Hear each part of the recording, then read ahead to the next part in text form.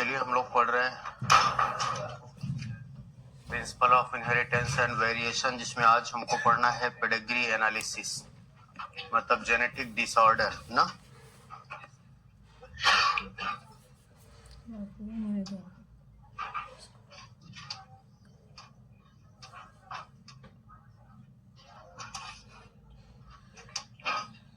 ये हम लोगों को यहां से पढ़ना है।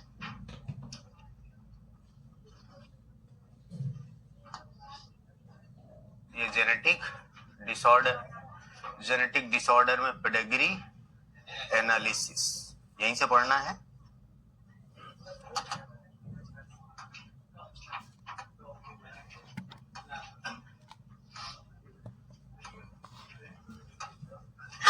चलिए, पेडिग्री एनालिसिस, पेडिग्री है क्या? एनालिसिस का मतलब क्या होता है? किसी चीज को ऑब्जर्व करना, देखना, एनालिसिस करना। पेडिग्री क्या होता है? जैसे आपने लोअर ऑर्गेनिज्म में या प्लांट में आपने देखा है किसी कैरेक्टर को, जैसे मेंडल ने ये देखा था कि कोई कैरेक्टर पेरेंट टू ऑफस्प्रिंग पास हो रहा है या नहीं हो रहा है, उन्होंने क्रॉस करा के देखा था। ऐसा लोअर ऑर्गेनिज्म में भी करते हैं, जैसे कि ड्रोसोफिला आपने पढ़ा। लेकिन हायर ऑर्गेनिज्म, फॉर एग्जांपल हम ह्यूमन की बात करें तो कोई कैरेक्टर एक जनरेशन से दूसरी जनरेशन में पास हो रहा है या पास नहीं हो रहा है, ये क्रॉस करा के देखना पॉसिबल नहीं है। ठीक है, तो फिर जब क्रॉस करा के देखना पॉसिबल नहीं है तो हम कैसे देखेंगे? इनकी हम फैमिली हिस्ट्री देखते हैं फॉर वेरियस जनरेशन, कई जनरेशन तक। फैमिली हिस्ट्री का मतलब जैसे हम पीछे जाए, आगे तो अभी जा नहीं सकते किसी जनरेशन को, तो हम कहाँ देखेंगे? पीछे देखेंगे। पीछे हम कई जनरेशन तक ये देखेंगे। फॉर एग्जाम्पल अगर हम चले हमारे फादर के ग्रैंडफादर, ऐसे पीछे चले, अब देखिए हमारे ग्रैंडफादर के ग्रैंडफादर से कोई कैरेक्टर हमारे ग्रैंडफादर में आया है या नहीं आया। हमने क्या बोला? जैसे आपके फादर हमारे फादर के ग्रैंडफादर ठीक है ना। तो क्या आपके, ये आप हो गए, बोलो बात सही है, तो क्या आपके ग्रैंडफादर में, मतलब आपके फादर के फादर में कोई कैरेक्टर इनसे यहां आया है कि नहीं आया है? ठीक है, अगर इनमें कोई कैरेक्टर था फॉर एग्जाम्पल और वो इनमें आया या नहीं आया, अगर आया तो क्या वो अब आपके फादर में जाएगा? या अगर यहां नहीं था वो कैरेक्टर, यहां था वो कैरेक्टर और यहां पर नहीं आया, स्किप कर गया, तो क्या फिर अब आपके फादर में वो कैरेक्टर आएगा? और इनमें आया या नहीं आया, अब क्या आप में जाएगा? ये हमको देखना है। तो ये क्या हो गया? एक फैमिली की हिस्ट्री हो गई ना। क्या हो गई? फैमिली की स्टडी ऑफ। तो ये जो क्रॉसिंग का कॉन्सेप्ट है, it is not possible in higher organisms like human beings. तो ह्यूमन बीइंग्स में क्या करेंगे? Study of family history for various generations या many generations, it is called pedigree analysis. क्या बोलेंगे? तो ये आपको पता होना चाहिए कि पेडिग्री एनालिसिस है क्या। अब जैसे हमने ये कहा कि अगर हम कोई कैरेक्टर देखना चाहते हैं कि ग्रैंडफादर हमारे फादर के ग्रैंडफादर में था या नहीं था, तो फिर ग्रैंडफादर का मतलब खाली हम ग्रैंडफादर ही तो नहीं देखेंगे, ग्रैंडमदर भी तो देखेंगे। मतलब हम बोले ग्रैंड पेरेंट्स, क्या बोलेंगे? कि हमारे फादर के ग्रैंड पेरेंट्स में था कि नहीं था, हमारे ग्रैंड पेरेंट्स में आया कि नहीं आया, हमारे पेरेंट्स में आया कि नहीं आया। बात समझ गए ना? तो ओवरऑल अगर हम ग्रैंड पेरेंट्स की बात कर रहे हैं, ग्रैंड पेरेंट्स की बात कर रहे हैं या पेरेंट्स की बात कर रहे हैं, तो पेरेंट्स हो चाहे ग्रैंड पेरेंट्स हो, उसमें तो मदर और फादर होंगे ना, मेल और फीमेल दो लोग होंगे। तो उनको यहाँ पर अब हमें फैमिली की हिस्ट्री देखनी है। उस फैमिली की हिस्ट्री में हम ग्रैंडफादर को कैसे रिप्रेजेंट करेंगे, दैट इज मेल को कैसे रिप्रेजेंट करेंगे, ग्रैंडमदर को मतलब कि फीमेल को कैसे रिप्रेजेंट करेंगे। तो कुछ सिंबल है जिसे हमको देखना है। सिंबल बना के टाइम वेस्ट नहीं करेंगे क्योंकि एनसीईआरटी तो आपके पास है, बोलो बात सही है, तो हमें बनाने की जरूरत नहीं है। अब आपको सिंबल पता है कौन कौन से सिंबल हैं, ठीक है। अगर इस तरह का स्क्वायर है तो क्या बोलोगे? मेल। ऐसे बने तो क्या बोलोगे? ये इस तरह का है तो सेक्स अनस्पेसिफाइड। क्या होगा बोलो? अगर ये कलर्ड होंगे तो अफेक्टेड इंडिविजुअल है, चाहे इस तरह का है तो अफेक्टेड मेल है, इस तरह का अफेक्टेड फीमेल, इस तरह का है तो अफेक्टेड सेक्स अनस्पेसिफाइड है। ठीक है, इस तरह का अगर सिंगल लाइन मेल और फीमेल के बीच, इट इज मेटिंग, मतलब कि मैरिज को रिप्रेजेंट कर रहा है, मैरिज को रिप्रेजेंट कर रहा है, बात सही है। अगर डबल लाइन है मतलब मेटिंग है ये बिटवीन क्लोज रिलेटिव्स, कॉन्सेंजीनियस मैरिज जिसे बोलेंगे मेटिंग बोलेंगे, मतलब मैरिज बिटवीन रिलेटिव्स। ठीक है ना, सिंगल लाइन है तो मैरिज है, डबल लाइन है तो मैरिज बिटवीन क्लोज रिलेटिव्स। अगर ये इस तरह के ये मेल और फीमेल हो गए, पेरेंट्स हैं ये, और ये नीचे ऑफ स्प्रिंग है, तो ये क्या है बोलो, पेरेंट, और ये क्या है बोलो, ऑफ स्प्रिंग। ऑफ स्प्रिंग का जो सीक्वेंस है वो यहां से स्टार्ट करेंगे लेफ्ट टू राइट, तो इस सीक्वेंस में है 1 2, अगर ऐसे आगे कोई और भी होगा तो वो तीसरा। इसमें अगर आपसे पूछ ले कि बताओ ये पेरेंट्स हैं, ये कपल है, इनके ये 2 चाइल्ड हैं, इनमें कौन बड़ा और कौन छोटा, कौन पहले नंबर का कौन दूसरे नंबर का, यहां से शुरू करोगे, अब आगे जितने भी होंगे इसके आगे और बन जाए तो वो तीसरा चौथा, इस तरह से। बात समझ गए? तो कई बार ऐसे भी क्वेश्चंस आते तो आपको पता होना चाहिए ये सीक्वेंस में है, चिल्ड्रन लगे हैं। यहां पर ये पेरेंट्स अनअफेक्टेड है, इनका ये जो ऑफ स्प्रिंग है ये अफेक्टेड है, मतलब कि डिजीज है। अगर इसी में नंबर लिख दिया जाए जैसे यहां पर लिखा है तो 5 अनअफेक्टेड ऑफ स्प्रिंग, क्योंकि ये कलर्ड नहीं है। बात समझ गए? अगर यहीं पर इस तरह का सिंबल दे, जैसे मान लीजिए ऐसे है और आधा कलर है, पूरा कलर है तब तो वो अफेक्टेड है, आधा कलर है इट इज कैरियर। ये क्या है बोलो, कैरियर। मेल में भी ऐसे ही बना दे तो क्या बोलोगे, कैरियर। मेल जो है अभी हम लोग डिजीज पढ़ेंगे, ऑटोसोमल और सेक्स लिंक। मेल जो है वो सेक्स लिंक्ड डिजीज के लिए कभी कैरियर नहीं होता है, ऑटोसोमल के लिए कैरियर होता है। ये बात अब याद रखना स्टार्ट करेंगे। मेल हमने क्या बोला, कभी भी कैरियर होता क्या है अभी आपको थोड़ी देर में समझ में आएगा। तो इस तरह का अगर आधा ये भरा है तो क्या बोलोगे, कैरियर है। बात समझ गए? इस तरह का अगर सिंबल बनता है, हालांकि ये सब आपसे पूछता नहीं है तो ये एबॉर्शन का सिंबल है, ठीक है ना, फिलहाल ये सब आपसे नहीं पूछता, इतना आप जानिए। बात समझ गए? इतना ये कैरियर वाला एक और लिख लेना कि ये अगर ऐसा बन के आ जाए तो क्या होगा बोलो, कैरियर होगा। ठीक है ना, फिर से बोल रहा हूं, मेल कभी भी सेक्स लिंक्ड डिसऑर्डर के लिए कैरियर नहीं होता। बात समझ गए ना, सेक्स लिंक्ड डिसऑर्डर के लिए कैरियर। तो ये अब बताओ पेडिग्री क्या है, history of, study of history of a family for many generations. किसी फैमिली के हिस्ट्री के बारे में पढ़ना कई जनरेशन तक, ये पेडिग्री कहलाता है। और पढ़ रहे हो मतलब एनालिसिस कर रहे हो तो इट इज पेडिग्री एनालिसिस। कोई डाउट इसमें? बोलो भैया, इतनी बात समझ आई? ये है पेडिग्री एनालिसिस। अब हम यहां पर देखेंगे पेडिग्री एनालिसिस से हम पढ़ क्या रहे हैं, कोई कैरेक्टर, और कैरेक्टर का मतलब मेनली हम पढ़ेंगे डिजीज। क्या पढ़ेंगे? आओ जरा देखते हैं डिजीज यहां पर कितने टाइप की होती हैं। 2 टाइप का डिजीज हम लोग पढ़ेंगे, एक हम पढ़ेंगे क्रोमोसोमल डिजीज और एक हम पढ़ेंगे मेंडेलियन डिजीज। तो आओ जरा यहीं से हम स्टार्ट करते हैं। सबसे पहले हम बात करते हैं डिजीज की। तो पेडिग्री, फिर से रिपीट कर रहा हूं, कई बार यही नहीं पता चलता पेडिग्री है क्या ना। पेडिग्री से हम क्या कर रहे हैं, कैरेक्टर्स देख रहे हैं, कोई भी कैरेक्टर देख रहे हैं। मेनली हम किसकी बात कर रहे हैं, डिजीज की बात कर रहे हैं। कोई डिजीज किसी एक जनरेशन में है तो वो अगली जनरेशन में जा रहा है या नहीं जा रहा है, उसके अगले जनरेशन में गया या नहीं गया।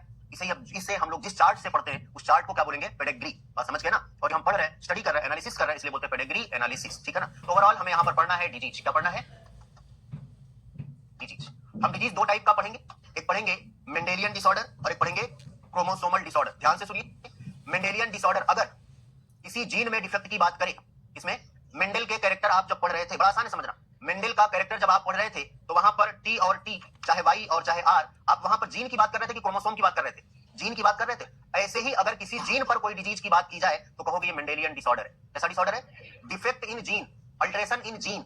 कौन सा डिसऑर्डर होगा, मेंडेलियन डिसऑर्डर होगा। बस समझ गए। और अगर क्रोमोसोम में एबरेशन आए, क्रोमोसोम में कोई चेंज आए, चाहे वो ऑटोसोम हो चाहे वो सेक्स क्रोमोसोम हो, क्या बोलोगे, क्रोमोसोमल डिसऑर्डर, क्रोमोसोमल।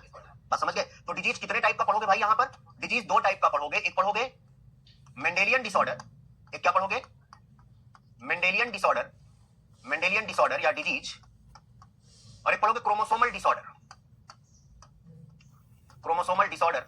या क्रोमोसोमल डिजीज। नाम ही बता रहा है, क्रोमोसोमल वाला तो नाम ही बता रहा है कि क्रोमोसोम में डिसऑर्डर होगा, क्रोमोसोम में चेंज होंगे। मेंडेलियन डिसऑर्डर में हम यहां पर लिख रहे हैं जीन अफेक्टेड होगा। कौन अफेक्टेड होगा? जीन अफेक्टेड होगा। This character passes in the sequence of, जैसे मेंडल के कैरेक्टर पास होते थे उसी तरह से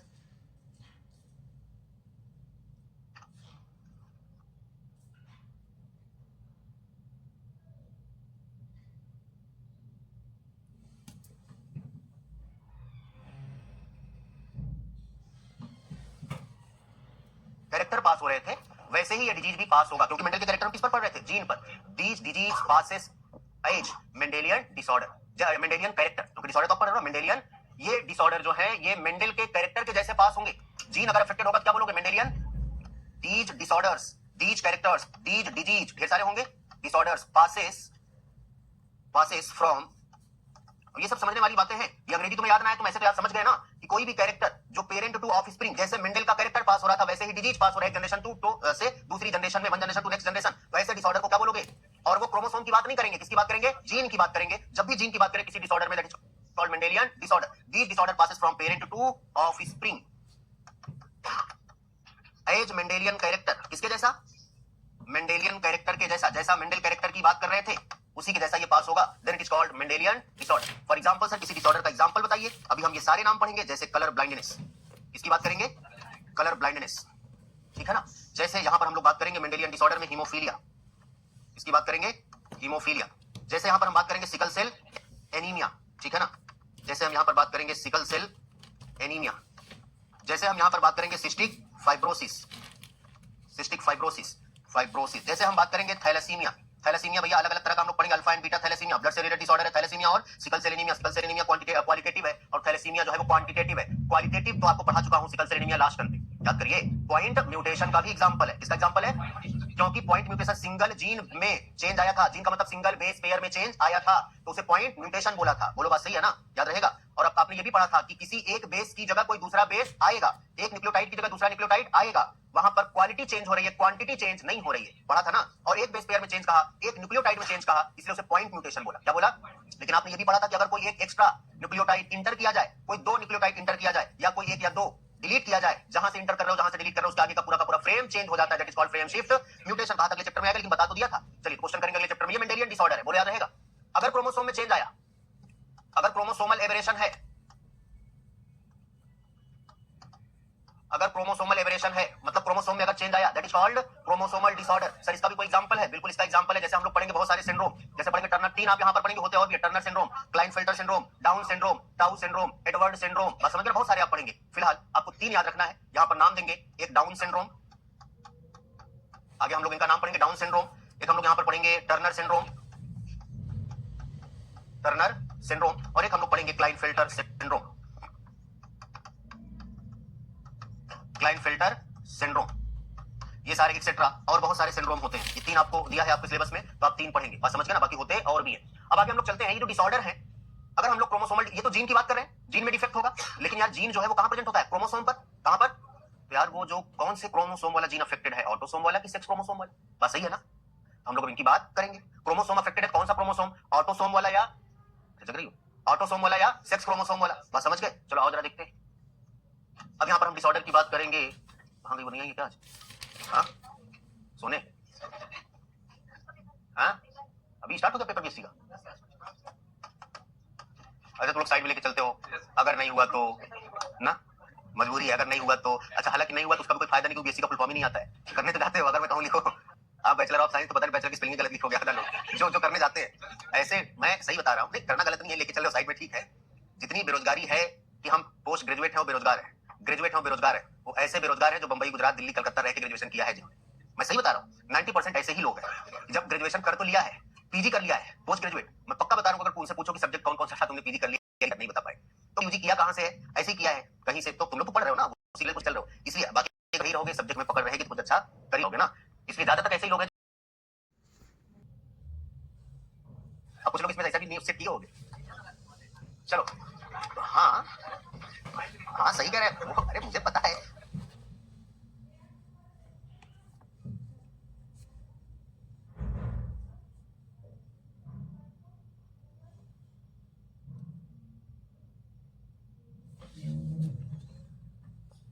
कि सब्जेक्ट कौन कौन सा तुमने पीजी कर लिया, यूजी कर लिया, नहीं बता पाए।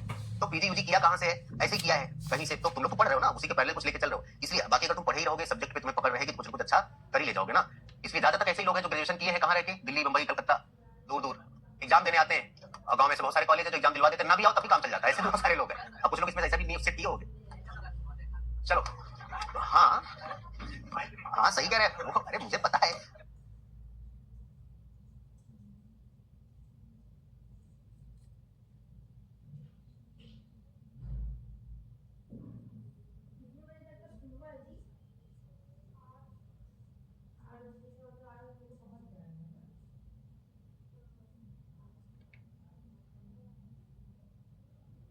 अब वो तो पढ़ लिया ना, डिसऑर्डर डिजीज। यहाँ पर हमें क्या पढ़ना है, यहाँ पर ध्यान से सुनो। एक पढ़ना है ऑटो, वो तो डिसऑर्डर मेंडेलियन और क्रोमोसोमल डिसऑर्डर है। अब ये डिसऑर्डर जो है ना, वो ऑटोसोमल होते हैं और सेक्स लिंक्ड होते हैं। ऑटोसोमल डोमिनेंट होते हैं और रिसेसिव होते हैं, सेक्स लिंक्ड डोमिनेंट होते हैं और सेक्स लिंक्ड रिसेसिव होते हैं। गलती आपसे यहाँ होती है। भाई जरा हम देखें कितने तरह के डिसऑर्डर है। एक डिसऑर्डर होगा ऑटोसोमल, मतलब आपने पढ़ा है, याद करिए जरा, ऑटोसोमल आपने पढ़ा है। क्रोमोसोम याद करो भाई, ह्यूमन में कितने क्रोमोसोम है? 46, 23 पेयर्स, जिनमें से 22 पेयर्स ऑटोसोम और 1 पेयर सेक्स क्रोमोसोम, पढ़ा है ना। चलो, सेक्स क्रोमोसोम में भी 2 हैं, एक्स और वाई, पढ़ा है। तो ये ऑटोसोमल डिसऑर्डर है। और दूसरा कौन सा है बोलो?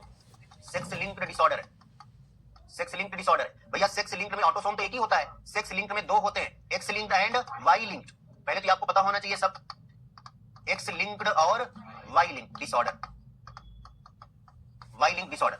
अब इसमें भी यहां से हम स्टार्ट करें, ऑटोसोमल में कुछ होते हैं डोमिनेंट और कुछ होते हैं recessive. Autosomal dominant disorder, dominant disorder, और ऑटोसोमल रिसेसिव डिसऑर्डर। अगर देखा जाए तो तुम पढ़ चुके हो, बस खाली समझने वाली बात है। एक्स लिंक्ड में भी क्या होगा? डोमिनेंट और रिसेसिव, डोमिनेंट और रिसेसिव। एक्स लिंक्ड डोमिनेंट और ये एक्स लिंक्ड रिसेसिव।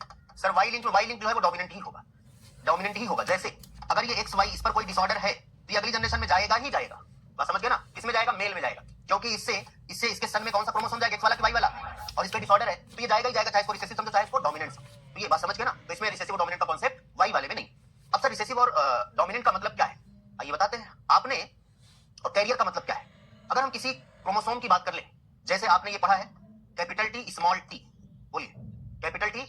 आप इसमें ये कहते हैं कि ये यहाँ पर इस जीन में 2 एलील है, एक टॉलनेस के लिए रिस्पॉन्सिबल है और एक ड्वार्फनेस के लिए रिस्पॉन्सिबल है। किसी को कोई डाउट? लेकिन यहाँ पर एक्सप्रेस कौन हो रहा है? टॉल वाला एक्सप्रेस हो रहा है। कोई डाउट किसी को? तो बोलिए यहाँ पर ये लॉ ऑफ डोमिनेंसी शो कर रहा है कि नहीं कर रहा है? कर रहा है। अगर ऐसे ही कहीं पर हेटेरोजाइगस कंडीशन में, चाहे वो ऑटोसोम लिखूंगा चाहे वो सेक्स क्रोमोसोम लिखेंगे, बात समझ गए ना? अगर हेटेरोजाइगस कंडीशन में है और वहां पर वो एक्सप्रेस हो रहा है, इसका मतलब वो डोमिनेंट है। क्या है बोलो? डोमिनेंट है। बात समझ गए ना? कोई डाउट इसमें? और अगर ये हेटेरोजाइगस कंडीशन में है और डोमिनेंट वाला कैरेक्टर अपीयर नहीं हो रहा है, इसका मतलब ये रिसेसिव है। इसका मतलब ये, अगर कैपिटल टी स्मॉल टी में टॉल नहीं आ रहा है, इसका मतलब ये डोमिनेंट। बात समझ गए? कोई डाउट?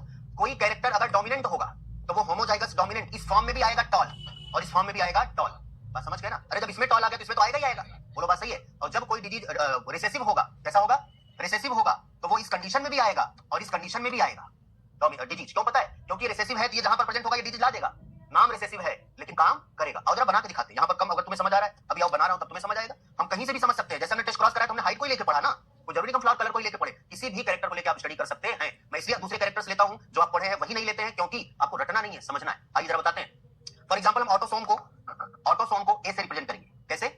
ए से। और ये ए अगर मान लो कोई जीन है, कितने फॉर्म में प्रेजेंट होगा? 3 फॉर्म। ये तो सबको पता है। कौन सा 3 फॉर्म बताइए? Homozygous dominant capital A, heterozygous capital A small a, और होमोजाइगस रिसेसिव स्मॉल ए। ये आपको पता है। चलिए, अगर कोई डिजीज ऑटोसोमल, अब यहां पर याद रखिए ये ए वाला जो है ना, ये डोमिनेंट है, अफेक्टेड है। अगर कैपिटल ए है इसका मतलब वो डिजीज है। क्या है बोलो?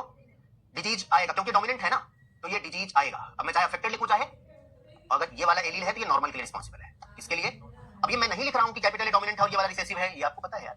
बोलो कोई डाउट? ये आपको तो पता है ना? चलो मैं लिख भी देता हूं, ये डोमिनेंट है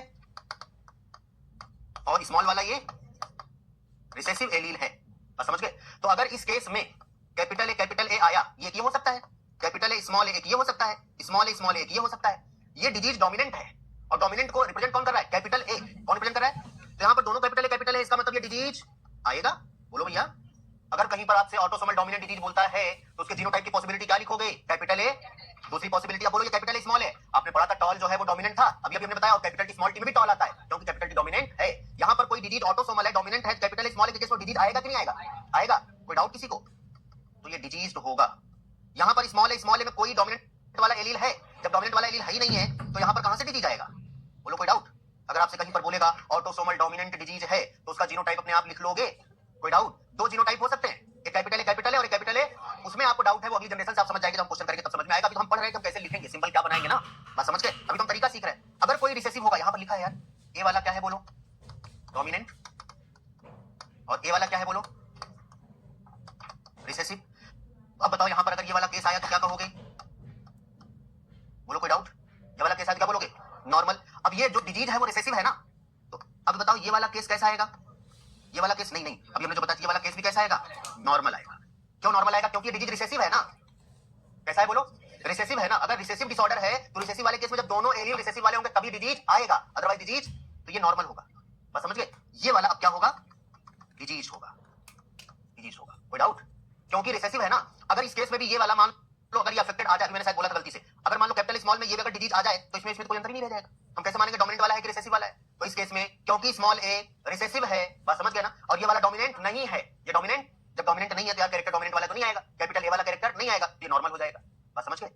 कोई डाउट? लेकिन ये कैरियर है, लेकिन ये इसके अंदर एक स्मॉल ए है। बोलो बात सही है? स्मॉल ए है। कोई डाउट इसमें? अगर कहीं दो हेटेरोजाइगस वाले मिल गए तो उसमें एक जो है ना 25% चाइल्ड वो आ जाएगा, कैसा? डिजीज। और जरा अगला ये डिजीज होगा। कोई डाउट? तो पहले हमको जीनोटाइप लिखने आना चाहिए। अब लिख लोगे ये जीनोटाइप? आगे बढ़ जाए? चलो यहाँ पर एक्स लिंक्ड है, डोमिनेंट और रिसेसिव। आओ भैया इसको हम जरा देखते हैं। अगर डोमिनेंट है और एक्स लिंक्ड है तो ऐसे दो क्रोमोसोम होंगे फीमेल में, और मेल में एक्स और वाई होंगे। अगर ये केस तो नॉर्मल है यार, बोलो कोई डाउट? ये तो नॉर्मल होगा, इसमें तो कोई डाउट नहीं है, नॉर्मल है। अगर इनमें से किसी एक पर डिजीज आ गया, हम डी मतलब डिजीज लिख रहे हैं, हम डॉट से बना दे, डी लिख दे, अफेक्टेड ए लिख दे, बात समझ गए ना? इसके ऊपर कुछ भी लिख दे चलेगा, क्योंकि ये डोमिनेंट डिसऑर्डर है। तो बोलो इस केस में क्या आएगा? हाँ क्यों? हाँ बताओ? अफेक्टेड होगा, डोमिनेंट है ना, तो डिजीज इस वाले केस में वो नॉर्मल आएगा, लेकिन कैरियर होगा। ठीक है ना? एक ये वाला केस और एक ये वाला केस, ये बोलो दोनों ही क्या आएंगे? अरे जब ये डिजीज हो गया तो डिजीज आएगा ही ना। अफेक्टेड का मतलब डिजीज, अफेक्टेड का मतलब कोई डाउट? एक तो ये केस बनेगा। अगर अब यही मेल में आ जाओ, मेल में ये केस आएगा क्योंकि ये एक्स लिंक्ड डिसऑर्डर है, एक्स पर ही होगा, और भैया एक भी एक्स पर हुआ तो ये अफेक्टेड। कोई डाउट? तो खाली ये नॉर्मल होगा क्योंकि डोमिनेंट डिजीज है तो दोनों कंडीशन में अफेक्टेड आएगा, बस समझ गए? और ये वाला भी अफेक्टेड आएगा। ये वाला केस ज्यादा तक आता है, एक्स लिंक्ड रिसेसिव वाला, और ये आसान भी। अब देखो अगर इसमें अब ये वाला तो यार नॉर्मल होगा, इसमें कोई जरूरत नहीं लिखने की। बोलो बात सही है? चलो फिलहाल मैं लिखता हूं ये नॉर्मल है, ये भी नॉर्मल है। कैसा है? क्योंकि रिसेसिव डिसऑर्डर है ना, बट कैरियर है। कैसा है? कैरियर है। यहीं से हम लोग शुरुआत करेंगे। पहला डिसऑर्डर जो है वो कलर ब्लाइंडनेस है, जो कि एक्स लिंक्ड रिसेसिव डिसऑर्डर है। दूसरा हीमोफीलिया, वो भी एक्स लिंक्ड रिसेसिव डिसऑर्डर है। बस समझ गए ना? तो पहले आपको ये समझना होगा, जब तक ये नहीं समझ पाओगे तब तक क्वेश्चन नहीं कर पाओगे, लिखोगे कैसे? ये नॉर्मल है और ये क्या है बोलो? नॉर्मल, बट इसके अंदर डिजीज का एलील है। बोलो बात सही है ना? वो एक्सप्रेस नहीं हो पा रहा है क्योंकि रिसेसिव है और एक ही प्रेजेंट है। अगर दोनों पर आ जाए, अगर दोनों पर आ जाए तो ये अफेक्टेड हो जाएगा। बोलो कैसा होगा? अफेक्टेड, क्योंकि रिसेसिव है ना। रिसेसिव होमोजाइगस कंडीशन में ही एक्सप्रेस होगा, रिसेसिव होमोजाइगस कंडीशन में अफेक्टेड होगा, एक्सप्रेस होगा, और डोमिनेंट वाला होमोजाइगस और हेटेरोजाइगस दोनों कंडीशन में एक्सप्रेस होगा। जैसे आपने टॉल और ड्वार्फ पढ़ा है, रिसेसिव खाली स्मॉल टी कंडीशन में ही आता है, जबकि डोमिनेंट कैपिटल टी केस में भी आता है, होमोजाइगस में, और capital T small T case में भी आता है, हेटेरोजाइगस। ये बातें कुछ समझने वाली, याद रखने वाली है। रिसेसिव डिसऑर्डर हमेशा होमोजाइगस कंडीशन में ही एक्सप्रेस होगा, और डोमिनेंट वाला कैरेक्टर होमोजाइगस और हेटेरोजाइगस दोनों केस में एक्सप्रेस होगा। बात समझ गए? चलो ये हो गया अफेक्टेड। और भैया ये वाले जो हैं इनके पास तो एक ही है, ये दोनों केस में क्या आएंगे बोलो? कभी भी सेक्स क्रोमोसोम के लिए मेल कैरियर नहीं होता है, अभी हमने थोड़ी देर पहले बताया था। सेक्स क्रोमोसोम के लिए मेल कैरियर, ऑटोसोमल डिसऑर्डर के लिए मेल कैरियर होता है, क्योंकि ऑटोसोम अगर तुम ऐसे रिप्रेजेंट करते हो और इस पर कोई डिसऑर्डर है तो ये भी कैरियर है एक इसका बच्चा ना, ऐसे समझो। और ये अगर एक सेक्स लिंक्ड है, चाहे एक्स पर हो चाहे वाई पर हो, बेचारे के पास एक ही तो एक्स है और वही बीमार हो गया, बोलो तो उसके अंदर बीमारी आएगी। बेचारे के पास एक ही तो वाई है और यही बीमार हो गया तो उसके अंदर बीमारी, बस समझ गए? लेकिन फीमेल में दो एक्स है, जब तक इसके एक पर रहेगा और ये रिसेसिव है तो अपीयर, जब इसके दोनों पर आएगा तभी एक्सप्रेस करेगा। हाँ ये अपीयर नहीं हो रहा है लेकिन ये कैरियर है, इसके पास ये वाला एलील डिजीज वाला है। अगर इसके साथ कहीं पर मेल अफेक्टेड मिल गया तो ये तुरंत क्या करेगा बोलो? कैरेक्टर ला देगा। अभी बताएंगे, अभी और वो सारे ढेर सारे कैरेक्टर आएंगे कि फादर से डॉटर में कैसे जाता है, बात समझ गया ना, और मदर से सन में कैसे जाता है, ये बात अभी हम पढ़ेंगे। क्या इतनी बात समझ आई? ये सारी पॉसिबिलिटी लिखी है। वाई लिंक्ड जो है ये खाली मेल टू मेल जाएगा। यहां पर रिसेसिव वाले केस में क्रिस क्रॉस इनहेरिटेंस देखने को मिलता है, अभी हम पढ़ेंगे colour blindness. Chris cross inheritance का मतलब फीमेल टू मेल और मेल टू फीमेल जाएगा डिसऑर्डर, बात समझ गए? लेकिन यहां पर ऐसा ये नॉन क्रिस क्रॉस है, यहां पर कोई क्रिस क्रॉस का मतलब एक जेंडर से अपोजिट जेंडर में, जैसे फीमेल में कोई डिसऑर्डर है तो मेल में जाएगा, और फिर मेल से मेल में नहीं, मेल से फीमेल में जाएगा। जैसे यार ऐसे देखो, अगर कोई डिसऑर्डर ये है, चलो ये डिजीज है, ये डिजीज है, ये फीमेल में है, बोलो अब बताओ इससे अफेक्टेड नहीं है, कैरियर है, यहां से जब ये बनेगा तो बोलो ये अफेक्टेड हो गया। इसकी डॉटर कभी अफेक्टेड नहीं आएगी, दिखने में ये नॉर्मल होगी, लेकिन इसके 50% सन जो है ना, ऐसी फीमेल के 50% सन अफेक्टेड आएंगे। देखो फीमेल टू मेल गया, बोलो, और अब इसका विवाह, इसका मैरिज किसी नॉर्मल फीमेल से हो जाए, किसी नॉर्मल फीमेल से हो जाए, तो देखो ये वाला डिसऑर्डर ये कहां पहुंच गया, फीमेल में आ गया। बोलो बात सही है? तो क्या बोलोगे, female to male to female, इसे बोलते हैं क्रिस क्रॉस इनहेरिटेंस। क्या बोलते हैं? Criss cross inheritance. बोलो याद रहेगा। फिलहाल अभी क्वेश्चन करेंगे, घबराने की बात नहीं है। वाई लिंक जो है ये खाली मेल टू मेल जाता है। इसका एग्जांपल है जैसे हाइपर ट्राइकोसिस,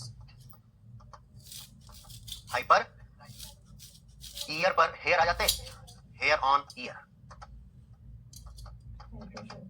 समझ गए ना, इसे हाइपर ट्राइकोसिस बोलते हैं। ये खाली मेल टू मेल ही जाता है, किसी फादर में, किसी मेल में अगर उसके ईयर पर हेयर है तो उसके डॉटर में कभी नहीं जाएगा। बात समझ गए ना, डॉटर में कभी नहीं जाएगा। वो याद है उसके कहां जाएगा, सन में, क्योंकि वाई लिंक्ड है, ये वाई क्रोमोसोम पर होने की वजह से। बात समझ गए? कितनी केसेस है। तो अभी तो आपने ये पढ़ा कि आप कैसे पहचान करोगे कि कोई डिसऑर्डर ऑटोसोमल है या कोई डिसऑर्डर सेक्स लिंक्ड है, या अभी तो आपने कंडीशन पढ़ा, पहचान भी नहीं पाओगे। क्या पढ़ा? कंडीशन, क्या जीनोटाइप हो सकती है। अब आप बताते हैं कैसे पहचानोगे। बात समझ गए ना, कैसे पहचानोगे कोई डिसऑर्डर। अब हम यहां पर पढ़ेंगे डोमिनेंट और रिसेसिव। पढ़ तो लिया, ऑटोसोमल डोमिनेंट क्या होगा और रिसेसिव क्या होगा, सेक्स लिंक डोमिनेंट क्या होगा और सेक्स लिंक में एक्स लिंक डोमिनेंट क्या होगा और रिसेसिव क्या होगा। बात समझ गए? अब पॉसिबिलिटी बताओ, अगर कोई फीमेल इस तरह की है तो डिसऑर्डर जाने का चांस इसके डॉटर में है, किसके सन में, इसका हस्बैंड जो होगा वो नॉर्मल होगा, इसका हस्बैंड जो होगा वो नॉर्मल होगा। मतलब कंडीशन बता रहा हूं, एक्स ये कैरियर है, और ये बताओ ये डिजीज इसके मेल चाइल्ड में जाएगा, अफेक्टेड, कैरियर की बात नहीं कर रहा, या फीमेल में जाएगा, हाँ मेल में जाएगा। कहां जाएगा? अगर कोई डिजीज किसी फीमेल में है, मदर में है, और उसके सारे सन में जा रहा है, क्या बोल रहे हो, या ऐसे बोले, ऐसे बोले उसके यहां पर ये, क्योंकि अफेक्टेड तो नहीं होगी ना, अफेक्टेड तो नहीं होगी। बात समझ गए? और अफेक्टेड बना भी दो, अफेक्टेड बना भी दो, इससे फीमेल टू देयर ऑल सन अगर जा रहा है तो वो डिसऑर्डर होगा एक्स लिंक्ड। कैसा होगा? X linked. बात समझ गए ना। और अगर हम ये कहें डिसऑर्डर, अगर हम ये रिसेसिव वाला ही केस ले लें, कौन सा केस ले लें, तब भी जाएगा इसके साथ, इसके सन में। बोलो बात सही है कि नहीं? हम केस करके देखेंगे तब तुम्हें समझ में आएगा कि कैसे कैसे पास हो सकता है। अब सुनो, अब डोमिनेंट और रिसेसिव पहचानोगे कैसे, ऑटोसोमल और रिसेसिव सेक्स लिंक पहचानोगे कैसे। ध्यान से सुनना, अगर कोई डिसऑर्डर, अगर कोई पेरेंट टू ऑफस्प्रिंग जा रहा है, कहां जा रहा है बोलो, पेरेंट टू ऑफस्प्रिंग जा रहा है, पेरेंट में डिसऑर्डर था, ये है कोई मेल, ये है फीमेल, ये इनके हैं चाइल्ड्स, ये देखो इनके हैं चाइल्ड, ठीक है ना। अगर कोई डिसऑर्डर यहां पर था, चाहे वो मेल में रहा हो, चाहे वो फीमेल में रहा हो, चाहे वो मेल में रहा हो, चाहे वो, अगर इनके ऑफस्प्रिंग में वो डिजीज गया और यहां पर खाली फीमेल में था, फॉर एग्जांपल किसमें था, और वो गया इनके मेल में, इसका मतलब एक्स लिंक्ड है। कैसा है? क्योंकि फीमेल टू मेल एक्स ही जाता है, मां से बेटे में क्या जाएगा, एक्स जाएगा। अगर कोई डिसऑर्डर पेरेंट में है और वो ऑफस्प्रिंग में गया, पेरेंट में मदर टू सन जा रहा है, इसका मतलब वो एक्स लिंक्ड है। ये कॉमन सी बात, वैसे भी सोच ले कि मदर से सन में एक्स ही जाता है भाई। बात समझ गए? कोई डाउट? अगर कोई डिसऑर्डर फादर में है और उसके सारी डॉटर में जा रहा है, इसका मतलब वो भी एक्स लिंक्ड है। कैसा है बोलो? X linked disorder. कोई डाउट इसमें? अगर कोई डिसऑर्डर पेरेंट्स में है और वो किसी भी पेरेंट में हो, मदर या, और वो दोनों चिल्ड्रन में जा रहा है, मेल और फीमेल दोनों में जा रहा है, वो ऑटोसोमल होगा या X Y linked. X Y दोनों होगा, एक्स पर भी हो रहा होगा, और ऑटोसोमल और एक्स वाई दोनों सेम होते हैं। अलग अलग केस आपको मिलेगा नहीं, उसमें पहचान नहीं पाओगे। फिर से बोल रहा हूं, अगर कोई डिसऑर्डर फीमेल टू सन जा रहा है, मदर टू सन जा रहा है, एक्स लिंक्ड है। अभी डोमिनेंट से नहीं बता रहा हूं मैं, उस पर फोकस नहीं करना। अगर फादर टू डॉटर जा रहा है, एक्स लिंक्ड है, क्योंकि फादर टू सन गया तो वाई लिंक्ड है। बोलो बात सही है? फिर से बोलो, पेरेंट्स टू या mother to son X linked, father to daughter X linked, father to son Y linked. याद रहेगा? Parents to both son and daughter autosomal. क्या होगा देख लोगे? चलो मैं इस बात को लिखूं, अगर यहां पर कोई डिसऑर्डर, अगर फादर टू, ऐसे लिखते हैं, सुनो इसी बात को ऐसे लिखते हैं, एक्स लिंक्ड। एक्स लिंक्ड वाला केस क्या होता है पता है? Male to female. बोलो बात सही है? अरे father to daughter, male to female का मतलब फादर टू डॉटर। बोलो बात सही है ना? लो लिख दिया, फादर टू डॉटर।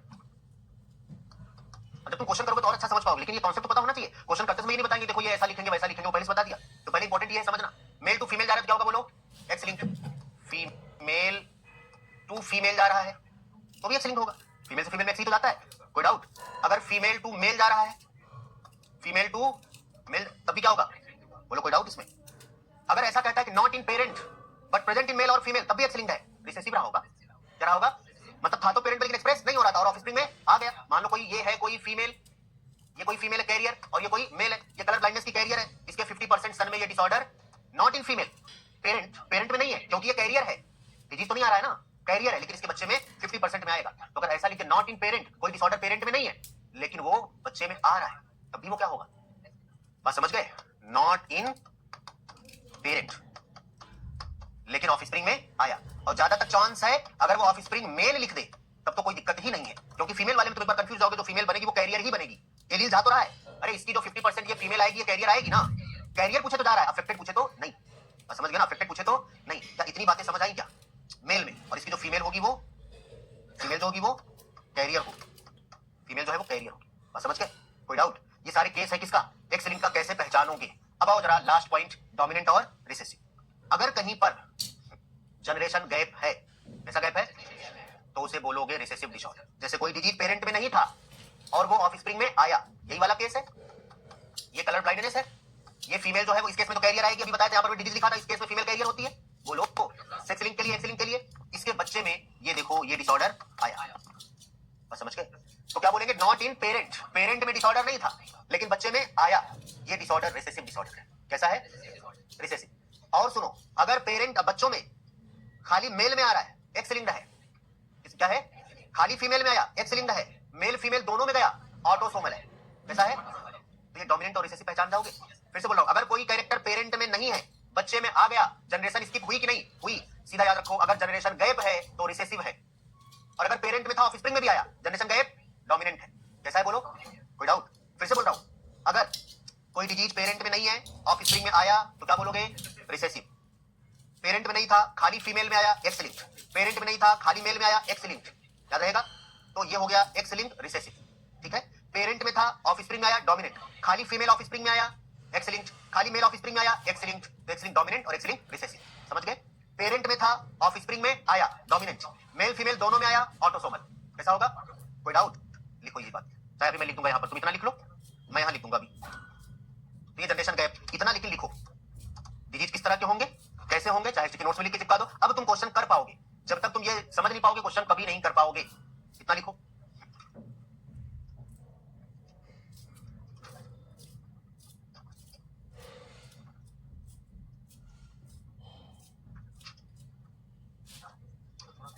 हाँ सर, हाँ ये हमसे किसके का?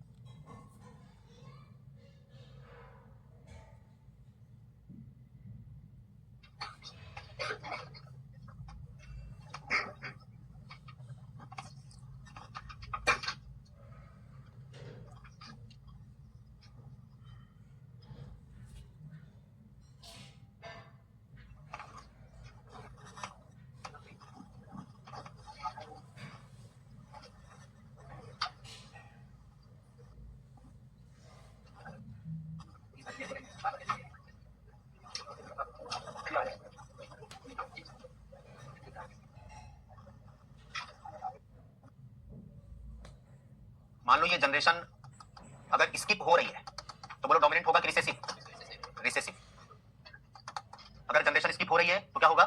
रिसेसिव होगा। और इस केस में जनरेशन स्किप तो हुई, रिसेसिव है, और यहां पर ये कह रहे हैं कि मदर टू ऑल सन गया, मदर टू ऑल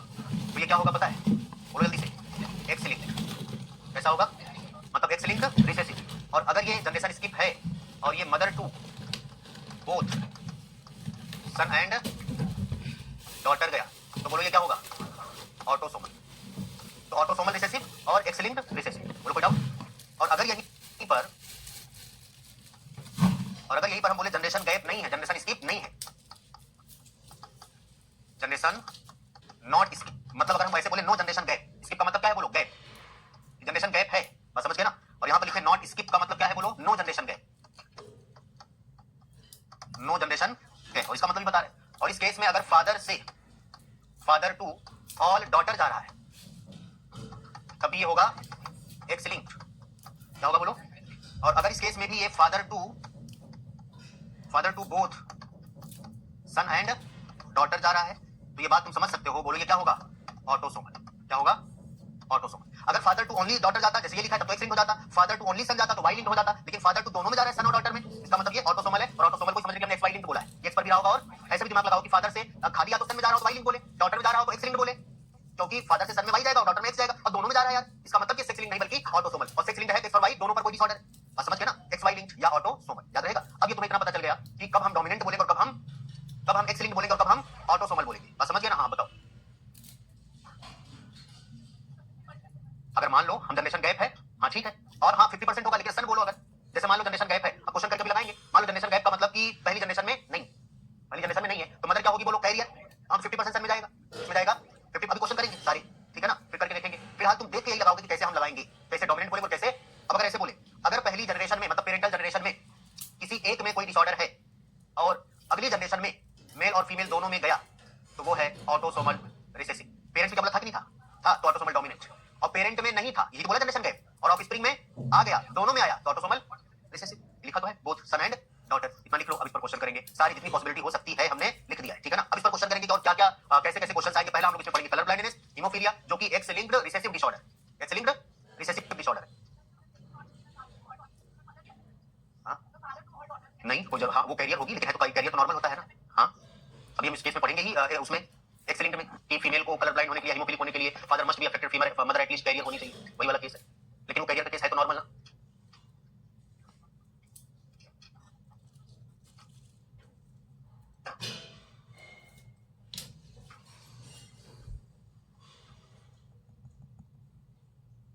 कंप्लीट, ठीक है ना, क्या क्या पॉसिबिलिटी हो सकती है। देखो इधर, यहां पर देखो, चलो ठीक, इन दोनों को देख के बताओ, किताब बंद कर लो, ये वाला पहला और ये वाला दूसरा, आंसर देख के बताओगे, नुकसान अपना करोगे। बताओ कौन सा डोमिनेंट है कौन सा रिसेसिव, एक चीज देखो, पहले ऑटोसोमल देखो या सेक्स लिंक्ड देखो, फिर डोमिनेंट देखो या रिसेसिव देखो। बताओ ये पहला वाला केस डोमिनेंट है कि रिसेसिव है, डोमिनेंट है, क्योंकि इस जनरेशन में भी है और इस जनरेशन में भी है, तो क्या हो गया डोमिनेंट। यहां पर इस जनरेशन में नहीं है और इस जनरेशन में है, तो क्या हो गया रिसेसिव, कोई डाउट।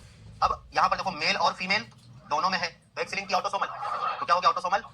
यहां पर बोलो मेल और फीमेल दोनों में है, तो एक्स लिंक्ड सॉरी ऑटोसोमल, बस समझ गए, देख लो वही दिया है। पहला वाला क्या है बोलो, ऑटोसोमल डोमिनेंट दिया है, जैसे एग्जांपल है मायोटोनिक डिस्ट्रॉफी, एक तरह का जो मस्कुलर डिस्ट्रॉफी पढ़ते हो, progressive degeneration of skeletal muscle, ठीक है। और दूसरा वाला ऑटोसोमल रिसेसिव, ये सिकल सेल एनीमिया, बस समझ गए, कोई डाउट। अब तुम इस पर बहुत सारे क्वेश्चंस कर सकते हो, बाकी हम नेक्स्ट टाइम पे और कराएंगे इसमें। अब यही शुरू करेंगे कलर ब्लाइंडनेस और haemophilia, sickle cell anaemia, phenylketonuria, thalassaemia, ये सारे हम लोग पढ़ेंगे मेंडेलियन डिसऑर्डर, ठीक है ना। और उसमें भी पढ़ेंगे मेंडेलियन डिसऑर्डर में कौन ऑटोसोमल और कौन सेक्स लिंक है, ठीक है। तो नेक्स्ट टाइम पे इसके आगे हम लोग कंटिन्यू करेंगे। कलर ब्लाइंडनेस के आप तुम क्वेश्चन कर सकते हो, ठीक है ना, कि कौन कैरियर है कौन अफेक्टेड है, क्वेश्चन कर सकते हो। हम नेक्स्ट टाइम वैसे क्वेश्चन कराएंगे ढेर सारे कलर ब्लाइंडनेस पर भी और हीमोफीलिया पर। तो चलो नेक्स्ट टाइम पे इसके